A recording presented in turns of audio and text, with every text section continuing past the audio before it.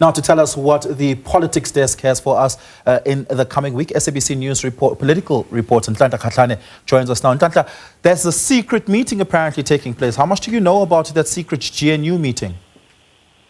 Well, good day, Oliver, and SABC viewers at home. Well, indeed, President Ramaphosa is about to convene a retreat meeting with leaders of political parties within the government of national unity. It's not a new thing, Oliver, when you look at the government of national unity in terms of its journey with regards to the term that it has been given. Last month, Oliver, if I may remind you, the Patriotic Alliance leader, Gayton McKenzie, one of the most vocal leaders within this government of national unity, who has been advocating for it, assuring South Africans that it would finish a term.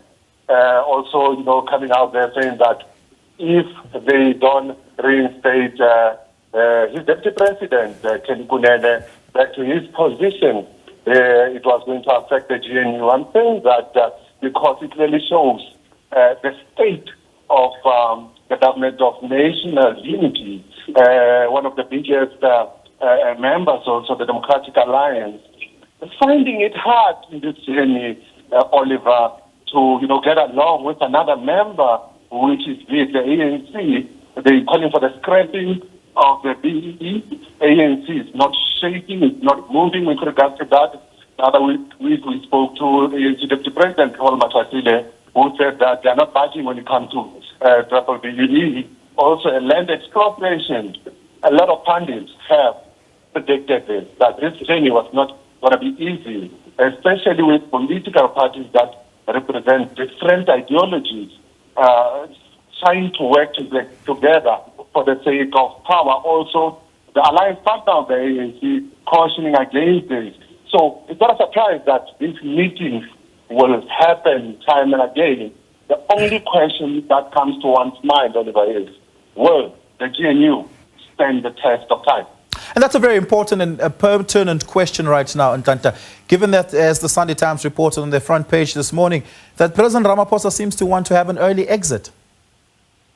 With that one, it has been said a lot of times. I guess only time will tell when it comes to whether President Ramaphosa will be the first ANC president to finish 2 terms after democracy.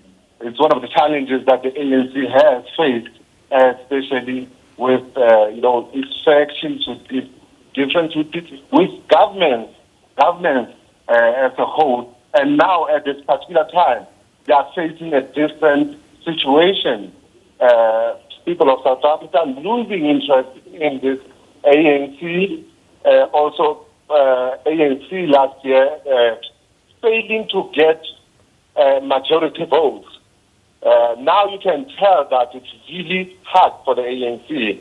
And then one is not surprised to hear that President Ramaphosa might be thinking about exiting early. But those still remains to be speculation. And only time will tell if indeed Ramaphosa will exit before his term ends.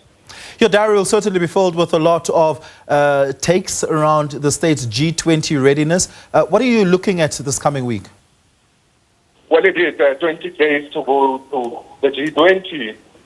We saw how in the city of Johannesburg also, taking a stand in terms of, preparation. Also, Ekurhuleni, visiting the OR Tambo, as they are going to be the ones that, when those visitors, when those delegates touch ground on South African soil, are going to arrive at the OR Tambo. We saw the mayor of Ekurhuleni visiting the OR Tambo airport just, to go on a walkabout in terms of doing what his counterparts has been doing, which are hosting this event to ensure that everything goes well. Currently, as they would say, they say that the only thing they're waiting for is this day, meaning that they are ready for the G20. But it's not a new phenomenon, not a new situation. South Africa has proved to be able and capable of hosting global events. I can take you to the World Cup 2010. Yeah. where we saw South Africa also being hailed as one of the best hosts when it comes to, hosting huge events global. Yeah. Well, Ntlantla, just as we reach the end of the conversation, your line begins to fail on us there.